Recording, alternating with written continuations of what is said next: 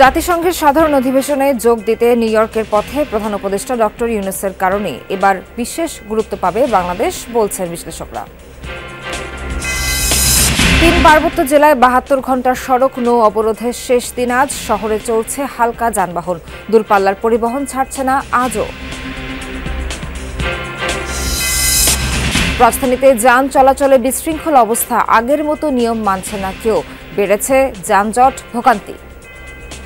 Asad gate থেকে ফার্মগেট আসতে লাগছে 1 ঘন্টা। পুলিশ ক্লিয়ার করে দিতে পারে, পুলিশের সবাই ভয় পাইতো। আরে শোনো না তো কথাবার্তা, এগুলো মামলা টামলা নাই।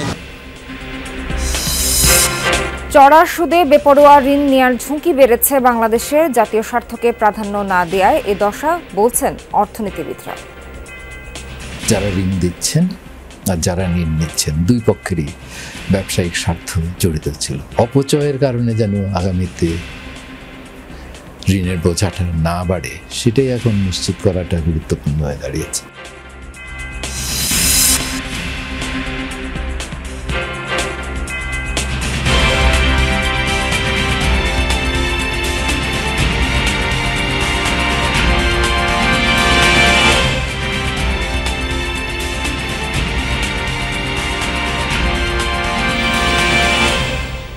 স্বাগত সবাইকে, আমন্ত্রণ যমুনা নিউজে। এতক্ষণ শিরোনাম দেখছিলেন, বিস্তারিত খবর নিয়ে সঙ্গে আছি নাবিলা সোহার। বিভিন্ন দেশের রাষ্ট্রপ্রধানরা আসতে শুরু করেছেন জাতিসংঘ সাধারণ অধিবেশনের ৭৯তম আসরে। যুদ্ধ সংঘাত, বৈশ্বিক অস্থিরতা, অভ্যন্তরীণ রাজনীতি, অর্থনৈতিক সংকট, নানা বিষয়ে আলোচনা শেষে সমাধানের পথও বের করার চেষ্টা করবেন বিশ্ব নেতারা। তবে অন্যান্য বছরের চেয়ে এবার ডক্টর ইউনূসের কারণে বাংলাদেশ বিশেষ গুরুত্ব পাবে বলে মনে করছেন বিশ্লেষকরা। এদিকে জাতিসংঘের সাধারণ অধিবেশনে যোগ দিতে নিউ ইয়র্কের পথে রয়েছেন ডক্টর ইউনূস। জাতিসংঘের সদর দপ্তর থেকে আরও জানাচ্ছেন আমাদের বিশেষ প্রতিনিধি আব্দুল্লাহ তুহিন।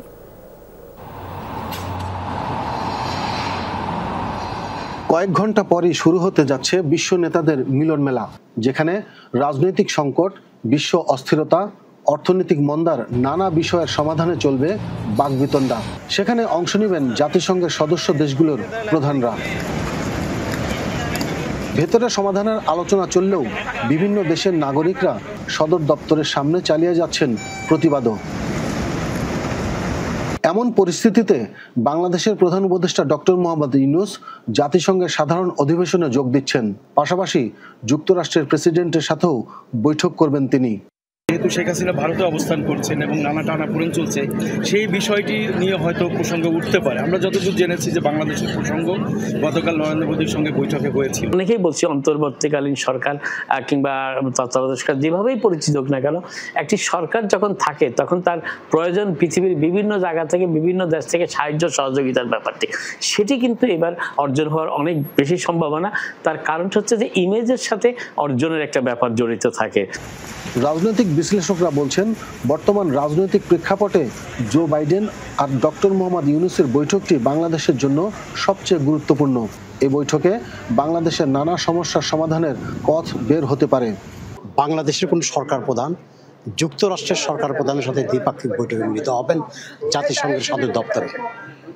এইটাকে পলিটিক্যালি ইম্প্যাক্ট তার যতটুকু, তার চেয়ে বিশ্বব্যাপী বাংলাদেশের ইমেজ, বাংলাদেশের অবস্থান এবং বাংলাদেশ সরকারের ভাবমূর্তি এবং ডক্টর ইউনূসের যে সারা বিশ্বব্যাপী পরিচিতি, সবগুলো একটা ইম্প্যাক্ট কাজ করছে। যে একটি রেভলিউশনের মাধ্যমে এই সরকারটি ক্ষমতায় আসছে, গণবিপ্লবের মাধ্যমে, এবং এটার কোন নির্বাচনের মাধ্যমে আসেন। এবার তারপরেও জো বাইডেনের সাথে তার যে বৈঠক, এই বৈঠকটিকে সবচেয়ে যারা ডিপ্লোম্যাটিক পর্যবেক্ষক আছে, কূটনৈতিক পর্যবেক্ষক মহল যারা আছে, তারা এটিকে সবচেয়ে তাৎপর্যময় বলে মনে করছেন।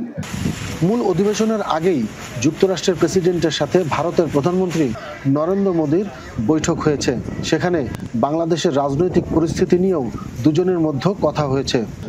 ভারতের প্রধানমন্ত্রীর সাথে আমেরিকার প্রেসিডেন্ট জো বাইডেনের বৈঠকের একদিন পর আমেরিকার প্রেসিডেন্টের সাথে বৈঠকে বসছেন বাংলাদেশের সরকার প্রধান ডক্টর মোহাম্মদ ইউনূস, এবং যা গত ৩০ বছরে কোনো বাংলাদেশের সরকার প্রধানের সাথে আমেরিকার সরকার প্রধানের দ্বিপাক্ষিক বৈঠক হচ্ছে, যার মাধ্যমে ভারতের সাথে যে সম্পর্কের টানাপোড়েন তৈরি হয়েছে সাম্প্রতিক সময়ে, সেটির একটি সুন্দর সমাধান বেরিয়ে আসতে পারে বলেও মনে করছেন বিশেষজ্ঞরা। আব্দুল্লাহ তুহিন, যমুনা নিউজ, জাতিসংঘ সদর দপ্তর, নিউ ইয়র্ক।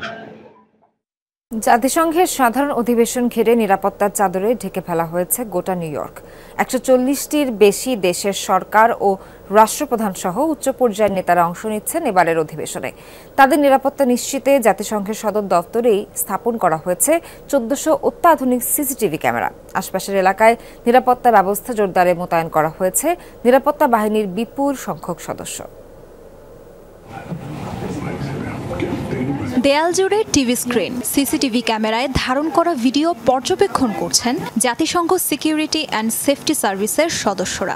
বিশেষ এই কক্ষটি পরিচিত ব্রেন সেন্টার নামে। নিউ ইয়র্কে জাতিসংঘের সদর দপ্তরে মঙ্গলবার শুরু হতে যাচ্ছে বিভিন্ন দেশের শীর্ষ নেতাদের অংশগ্রহণে সাধারণ বিতর্ক। জাতিসংঘের সাধারণ পরিষদের অধিবেশন ও সাধারণ বিতর্ককে ঘিরে নেওয়া হয়েছে কয়েক স্তরের কঠোর নিরাপত্তা ব্যবস্থা। সব তথ্য প্রথমে ব্রেন সেন্টারে আসে, আমরা সেগুলোকে বিশ্লেষণ করি এবং এখান থেকেই বন্টন করি। নজরদারির জন্য আমরা অনেকাংশে স্থানীয় বিভিন্ন নিরাপত্তা সংস্থার উপর নির্ভরশীল। পর্যবেক্ষণে তারা আমাদের সাহায্য করে। প্রতিটি গুরুত্বপূর্ণ জায়গায় আমাদের ক্যামেরা রয়েছে। বিশেষ বিশেষ সময়ে বিভিন্ন দেশ হতে আগত 22,000 কূটনীতিক এবং আরও 22,000 অন্যান্য সদস্যদের ওপর আমাদের একই সাথে নজর রাখতে হয়। এটিকে আমরা জয়েন্ট অপারেশন সেন্টারও বলে থাকি। জাতিসংঘের অধিবেশনে নিরাপত্তা নিশ্চিত করা খুবই জটিল প্রক্রিয়া। কেন্দ্রীয়ভাবে এখান থেকেই আমরা যোগাযোগ, দায়িত্ব বন্টন এবং নিরাপত্তাজনিত বিভিন্ন সিদ্ধান্ত নিয়ে থাকি। শুধুমাত্র জাতিসংঘের সদর দপ্তরেই রয়েছে 1400 অত্যাধুনিক লাইভ সিসিটিভি ক্যামেরা। অনুপ্রবেশকারীদের ঠেকাতে রয়েছে আধুনিক ডোর অ্যালার্ম। যে কোনো অনাকাঙ্ক্ষিত পরিস্থিতিতে বেজে উঠবে জরুরি সংকেত। ম্যানহাটন সহ আশেপাশের এলাকাগুলোতেও জোরদার করা হয়েছে নিরাপত্তা। 1400 ক্যামেরা একসাথে মনিটর করা সম্ভব না। এজন্য গুরুত্বপূর্ণ বিভিন্ন পয়েন্টে আমাদের নিরাপত্তা কর্মীরা অবস্থান করছেন। সন্দেহভাজন কোনো ব্যক্তি বা যে কোনো কিছু তাদের নজরে পড়লে আমাদের সেটা জানানো হয়। পরে আমরা নির্দিষ্ট ক্যামেরায় তার খোঁজ করি। জাতিসংঘের সবচেয়ে বড় এই বার্ষিক সম্মেলনে যোগ দিতে আসছেন 140-এর বেশি দেশের প্রতিনিধি। শুক্রবার সাধারণ পরিষদের 79তম অধিবেশনে ভাষণ দেওয়ার কথা বাংলাদেশের অন্তর্বর্তী সরকারের প্রধান উপদেষ্টা ডক্টর মোহাম্মদ ইউনূসের। তাজরিয়ান সোবহান, যমুনা নিউজ। জুম ছাত্র জনতার ডাকা 3 পার্বত্য জেলার 72 ঘন্টার সড়ক নৌ অবরোধের শেষ দিন চলছে আজ। খাগড়াছড়ি জেলা শহরে হালকা যানবাহন চলছে, তবে এখনও ছাড়ছে না দূরপাল্লার গণপরিবহন। আটকা পড়েছেন সাজেক বেড়াতে যাওয়া পর্যটকরা। অভ্যন্তরীণ যান চলাচল স্বাভাবিক না হওয়ায় ভোগান্তিতে সাধারণ মানুষও। এদিকে পরিস্থিতি স্বাভাবিক হওয়ায় গতকালই রাঙামাটি সদর পৌর এলাকা থেকে তুলে নেওয়া হয়েছে 144 ধারা। পাশাপাশি গাড়িতে অগ্নিসংযোগের প্রতিবাদে ঢাকা পরিবহন ধর্মঘট প্রত্যাহারের ঘোষণা দিয়েছেন মালিক শ্রমিকরা। সকাল থেকেই সীমিত পরিসরে ছেড়ে গেছে দূরপাল্লার যান। জুম ছাত্র জনতার অবরোধ চলছে বান্দরবানেও, তবে স্বাভাবিক যান চলাচল। ছেড়ে গেছে দূরপাল্লার বাসও। শুধু বান্দরবান রাঙামাটি রুটে বাস চলাচল বন্ধ রয়েছে। সীমিত পরিসরে হলেও বিভিন্ন স্পটে যেতে পারছেন পর্যটকরা। শহর জুড়ে জোরদার করা হয়েছে নিরাপত্তা ব্যবস্থা। দর্শক, পার্বত্যাঞ্চলের 72 ঘন্টার অবরোধের শেষ দিন চলছে আজ। এই বিষয়ে আরও জানাতে খাগড়াছড়ি থেকে যুক্ত হচ্ছেন সহকর্মী রিয়াজ রায়হান। রিয়াজ, অবরোধের শেষ দিনে যান চলাচল কেমন দেখছেন?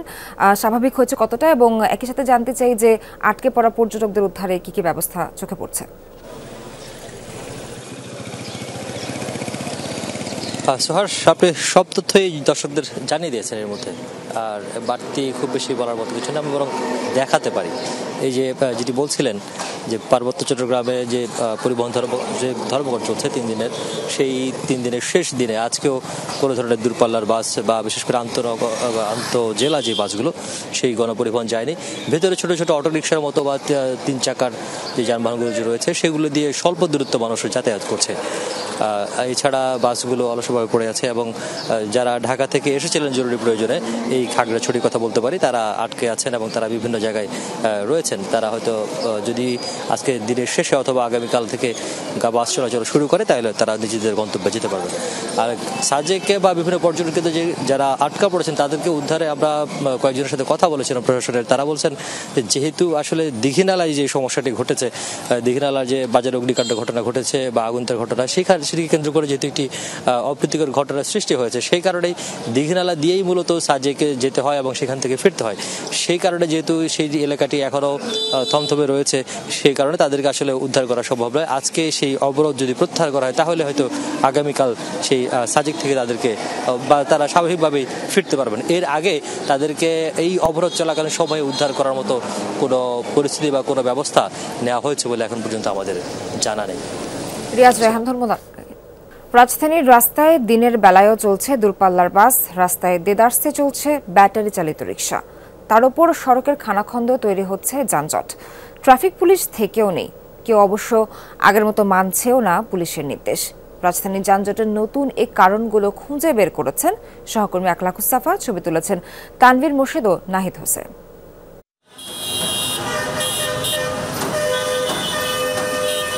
অফিস ছুটি হয় বিকেলে, সন্ধ্যা পেরিয়ে রাত হতে চললেও মোড়ে মোড়ে ঠায় দাঁড়িয়ে যানবাহন।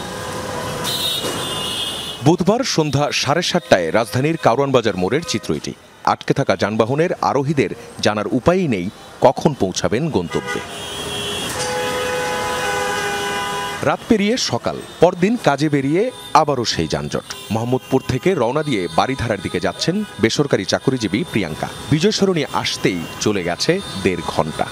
নরমালি 30 থেকে 40 মিনিট লাগার কথা, সেখানে হচ্ছে 1-1.5 ঘন্টা টাইম লেগে যাচ্ছে। এমন অনেকেই আছেন হুট করে যানজট বেড়ে যাওয়ার কারণ খুঁজে পাচ্ছেন না। আসাদ গেট থেকে ফার্মগেট আসতে লাগছে 1 ঘন্টা, মানে 1.5 ঘন্টা লাগছে। জানি না এখনো কত সময় লাগবে, তবে নরমালি হচ্ছে 1.5 ঘন্টা বা 1 ঘন্টা। এত যানজটের কি কারণ? পুরো রাস্তা জুড়ে দিনের বেলাতেও চলছে দূরপাল্লার বাস। 1 কিলোমিটার রাস্তায় প্রতি 10 মিনিটে এমন বাস অন্তত 12টি। যানজটটা কম থাকতে পুলিশগুলো ক্লিয়ার করে দিতে পারে, পুলিশের সবাই ভয় পাইতো, এখন ওই জিনিসটা নাই। লোকাল গাড়িগুলো জাম করে দিচ্ছে, আমরা ওদের পিছিয়ে দাঁড়াই আছি। অর্ডার দিয়ে দিল নজর থেকে টিপ। এসি গাড়ি দিনের বেলা ঢুকতে পারতো না, নন এসি গাড়ি ঢুকতো। এখন ঢুকতে পারতো যে সকালে গেছে দিক দিয়ে 2-3টা গাড়ি। মূল রাস্তায় দেদারসে উঠে পড়ছে ব্যাটারি চালিত অটোরিকশা। প্রতি মোড়ে মোড়ে সংযোগ সড়কের মুখগুলো আটকে পড়ছে এই রিকশার কারণে। রাস্তার মাঝেও যেখানে সেখানে ঘুরছে রিকশা, আটকে পড়ছে অন্যান্য যানবাহন। পুলিশ আছে বলার মতো?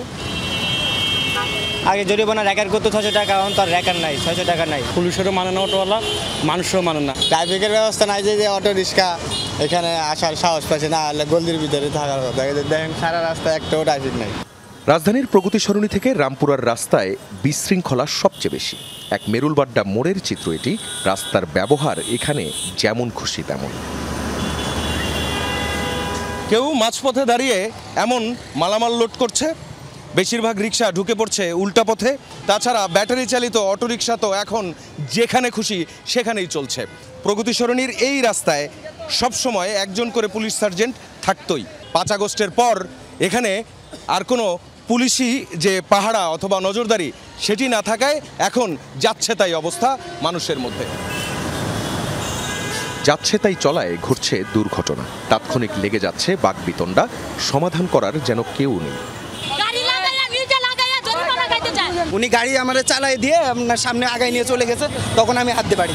রাস্তায় এই ধরনের ঘটনাগুলো যখন আগে ঘটতো তখন তাৎক্ষণিকভাবে এর বিচার করত ট্রাফিক পুলিশ, কিন্তু রাস্তায় এখন ট্রাফিক পুলিশের দেখা নেই। তাই যে যার মতো আইন নিজের হাতে তুলে নিচ্ছে এবং অন্যরাও এসে বিচার করছে। ততক্ষণে পেছনে লেগে যাচ্ছে দীর্ঘ যানজট। রাস্তায় পুলিশ থেকেও নেই। কোনো কোনো পয়েন্টে দেখা যাচ্ছে তাদের নির্দেশ কেউ মানছে না। যেখানে দাঁড়াতে মানা পুলিশের সামনেই সেখানে দাঁড়াচ্ছে বাস। কথা শুনেন না? হ্যাঁ শুনি তো। শুনেন, ওই যে ওখান থেকে ইশারা দিচ্ছে, বারবার চলে যেতে বলছে, তারপরও দাঁড়িয়ে আছে। পিছে গাড়ি নেই তো, এর লেগে বললাম। আরে শুনে না তো কথাবার্তা এগুলো, মামলা টামলা নাই। তারপরে আপনার কোনো কিছু ওই অফিসে আমাদের ফোর্সও কম, ফোর্স আমরা এখানে আমি একজন ডিউটি করতেছি। 5 আগস্টের পর রাস্তায় ট্রাফিকের কাজ করেছিল শিক্ষার্থীরা। ব্র্যাক বিশ্ববিদ্যালয়ের এই শিক্ষার্থী বলছেন পুলিশের ভীতির আসলে কোনো কারণ নেই। আপনারা যদি সঠিকভাবে মামলা দেন, আপনাদের উপরে কারো ক্ষমতা নেই আপনাদের উপরে চড়া হওয়ার, কারণ আপনারা সঠিক পথে আছেন। পাবলিকেরও ঝামেলা আছে, পাবলিকরাও উল্টাপাল্টা চলাফেরা করতেছে। এছাড়াও একই পথে চলছে পাতাল মেট্রো রেলের কাজ। রাস্তার অর্ধেক বন্ধ সে কাজে। সরু পথে যান চলে ধীর গতিতে, ততক্ষণে পেছনে তৈরি হয় লম্বা লাইন। এর বাইরে টানা বৃষ্টিতে নষ্ট হয়েছে রাস্তা, মেরামত হয়নি বলে বেড়েছে খানাখন্দ। সেসব পথেও যান চলছে ধীর গতিতে। 5 আগস্টের পর টানা কয়েকদিন বেশ শক্তপোক্তভাবে এই ট্রাফিক ব্যবস্থাপনার কাজগুলো করেছিল শিক্ষার্থীরা। এরপর দায়িত্বে এসেছে পুলিশ। সংখ্যায় তারা যেমন এখনও সীমিত, তেমনি কর্মকাণ্ডও রয়ে গেছে সীমিত। যানজট নিয়ন্ত্রণ তথা রাস্তার শৃঙ্খলা রক্ষায় পুলিশের যে কত বড় ভূমিকা তা এখন হাড়ে হাড়ে টের পাওয়া যাচ্ছে। এরই মধ্যে অন্তর্বর্তীকালীন সরকারের প্রধান উপদেষ্টা বলেছেন, এই যানজট নিরসনে দ্রুত সমস্যার সমাধান করতে হবে। এখন দেখার অপেক্ষা কি করে অন্তর্বর্তীকালীন সরকার। আখলাক মুস্তাফা, যমুনা নিউজ, ঢাকা। শিল্পাঞ্চল আশুলিয়ায় আবারও বেশ কিছু কারখানা অনির্দিষ্টকালের জন্য বন্ধ ঘোষণা করা হয়েছে। বাংলাদেশ শ্রম আইন 13 এর 1 ধারা অনুযায়ী জামগড়া, বেরন সরকার মার্কেট, নরসিংহপুর, নিশ্চিন্তপুর ও ঘোষবাগ এলাকার বেশ কিছু কারখানা বন্ধ ঘোষণা করা হয়। মালিকপক্ষের দাবি, নতুন করে আন্দোলনের কারণে সৃষ্ট নৈরাজ্য ঠেকাতেই এমন সিদ্ধান্ত নিয়েছেন তারা। এদিকে 8 ঘন্টা ডিউটি, মাসিক 25,000 টাকা বেতন, 15% হারে বাৎসরিক বেতন বৃদ্ধি, হাজিরা বোনাস নির্ধারণ সহ 15 দফা দাবিতে শ্রমিকরা আন্দোলন করছে বলে জানা যায়। তবে অধিকাংশ কারখানাতেই শান্তিপূর্ণভাবে কাজ করছেন শ্রমিকরা। নিরাপত্তা নিশ্চিতে শিল্পাঞ্চলে মোতায়েন রয়েছে আইনশৃঙ্খলা বাহিনী। জুন শেষে বিদেশি ঋণের পরিমাণ বেড়ে দাঁড়িয়েছে প্রায় $104 বিলিয়ন। শেষ 6 মাসেই বেড়েছে 4.4 বিলিয়ন। অর্থনীতিবিদরা বলছেন, বিদেশি ঋণে নেয়ার ক্ষেত্রে জাতীয় স্বার্থকে প্রাধান্য দেয়নি শেখ হাসিনা, যে কারণে সহজে ঋণ পেতে কঠিন শর্তে বেশি সুদে ঋণ নেওয়া হয়, যার ফলে ঋণের সাথে বেড়েছে ঝুঁকিও। যদিও বাংলাদেশ ব্যাংক বিদেশি ঋণকে ঝুঁকিপূর্ণ মনে করে না। মেট্রো রেল, পদ্মা বহুমুখী সেতু ছাড়াও কর্ণফুলী টানেল, রূপপুর পারমাণবিক বিদ্যুৎ কেন্দ্র এবং ঢাকার এলিভেটেড এক্সপ্রেসওয়ের মতো বেশ কিছু উচ্চভিলাষী মেগা প্রকল্প হাতে নেয় শেখ হাসিনা সরকার। এসব প্রকল্প বাস্তবায়নে বাছবিচার ছাড়াই বিদেশি উৎস থেকে ঋণ নেয় বিদায়ী সরকার, যে কারণে গত 1.5 দশকে দ্রুত গতিতে বেড়েছে বিদেশি ঋণের বোঝা। চলতি বছরের জুন শেষে বিদেশি ঋণের পরিমাণ বেড়ে দাঁড়িয়েছে প্রায় $104 বিলিয়ন। 2008-09 এই ঋণের পরিমাণ ছিল মাত্র $21 বিলিয়ন। বিদেশি ঋণের 80% নিয়েছে সরকার। শেষ দিকে বাধ্য হয়েই সরকারকে ঋণ নিতে হয়েছে বলে মনে করেন অর্থনীতিবিদরা। শেখ হাসিনা সরকারের বিদেশি ঋণে জাতীয় স্বার্থ গুরুত্ব পায়নি, যে কারণে কঠিন শর্তে চড়া সুদে নেওয়া হয়েছে ঋণ। আগে যেটা আমরা খুব কনসেশনাল বেসিসে পেতাম, এগুলো এখন ওই দিকে যাওয়া হয়নি। মানে আপনাকে বেশি সুদ দিতে হচ্ছে, স্বল্প মেয়াদ, গ্রেস পিরিয়ড কম, কিন্তু পাওয়াটা ইজিয়ার। সেখানে অনেক ধরনের ব্যবসায়িক স্বার্থ, যারা ঋণ দিচ্ছেন আর যারা ঋণ নিচ্ছেন, দুই পক্ষেরই ব্যবসায়িক স্বার্থ জড়িত ছিল, যেটা জাতীয় স্বার্থের সাথে যে সবসময় যায় তা কিন্তু না। বিদেশি ঋণের ক্ষেত্রে প্রকল্পের গ্রহণযোগ্যতা বিবেচনায় নেওয়া হয়নি। জাতীয় অর্থনীতিতে কতটা ভূমিকা রাখবে তাও আমলে নেয়নি শেখ হাসিনা সরকার। তাই পাইপলাইনে থাকা প্রকল্প ঋণ নেওয়ার আগে পুনর্বিবেচনার পরামর্শ অর্থনীতিবিদদের। মানে এটা অর্থনীতির জন্য কতটা লাভজনক হবে, এইটা কিন্তু পুনর্বিবেচনার দাবি রাখে। সেটা যে কোনো প্রতিষ্ঠান থেকে আর্থিক সহায়তাটা পাওয়া হয়ে থাক না কেন, যথার্থ ব্যবহার যেখানে করা যায় উৎপাদনশীলতা বৃদ্ধির জন্য, সেগুলোর কারণেই বৃদ্ধিটা পায়। অপচয়ের কারণে যেন আগামীতে ঋণের বোঝাটা না বাড়ে, সেটাই এখন নিশ্চিত করাটা গুরুত্বপূর্ণ হয়ে দাঁড়িয়েছে। বিদেশি ঋণ নেওয়ার সময়ই পরিশোধের বিষয়ে পরিকল্পনা করা হয়, তাই এই ঋণ পরিশোধ চাপে ফেলবে বলে মনে করে না বাংলাদেশ ব্যাংক। যখন আমি পাবলিক সেক্টরের ঋণের কথা বলছি, তখন অবশ্যই সরকারের বিভিন্ন অর্গান এর সাথে জড়িত থাকে। প্ল্যানিং কমিশন থাকে, ইআরডি থাকে, অর্থ মন্ত্রণালয় থাকে, এবং 3 পক্ষের একটা সমঝোতার ভিত্তিতেই কিন্তু ঋণগুলো গ্রহণ করা হয়ে থাকে। এবং যখনই পাবলিক সেক্টর ঋণ গ্রহণ করা হয়, তখন সরকারের তরফ থেকে ইআরডি থেকে একটা রিপেমেন্ট শিডিউলও তৈরি করা হয়, কবে এটা শোধ হবে। তা আমি মনে করি না যে এটা কোনো চাপের মধ্যে ফেলবে। অবশ্যই সরকারের সেরকম রিপেমেন্ট স্কেডিউল রয়েছে। মোট বিদেশি ঋণের মধ্যে বেসরকারি উদ্যোক্তাদের ঋণ $20 বিলিয়ন। আলমগীর হোসেন, যমুনা নিউজ, ঢাকা।